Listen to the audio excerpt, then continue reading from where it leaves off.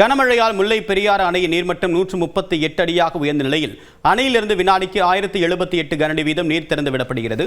கூடுதல் விவரங்களுடன் நீராண்டிய செய்தியாளர் பழனிக்குமார் விவரம் என்ன, எந்தெந்த பகுதிகளுக்கு எச்சரிக்கை கொடுக்கப்பட்டிருக்கு?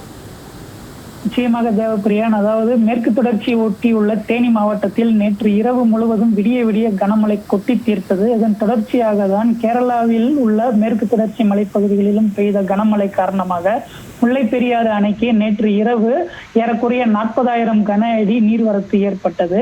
இந்த திடீர் நீர்வரத்து காரணமாக அணையின் நீர்மட்டமும் ஒரே நாள் இரவில் 4 அடி வரை உயர்ந்து இன்று அதிகாலை 136 அடியை எட்டியது. முல்லை பெரியாறு அணையில் தமிழகத்திற்கு 142 அடி தண்ணீர் தேக்க உரிமை உள்ள போதிலும் ரூல் கர்வ் விதிப்படி அந்த 142 அடியானது நவம்பர் 20ஆம் தேதிக்கு பிறகுதான் தண்ணீர் தேக்க முடியும் என்பதால் தற்போதைய அட்டவணைப்படி, அதாவது அக்டோபர் 20ஆம் தேதி வரை 137.75 அடி வரை மட்டும் தண்ணீர் தேக்க முடியும் என்பதால் உபரி நீரானது கேரளாவிற்கு திறக்கப்பட்டுள்ளது. அதாவது அணையின் 13 மதகுகளில் தற்பொழுது 3 மதகுகள் மட்டும் திறக்கப்பட்டு வினாடிக்கு 1078 கன அடி வீதம் கேரளாவிற்கு உபரி நீர் திறக்கப்பட்டுள்ளது. இதன் காரணமாக வல்லக்கடவு, சப்பாத்து, வண்டிப்பெரியாறு, உப்புத்தரா உள்ளிட்ட இடுக்கி மாவட்டத்தில் உள்ள முல்லை பெரியாற்றின் கரையோர பகுதி மக்களுக்கு எச்சரிக்கை விடுக்கப்பட்டுள்ளது.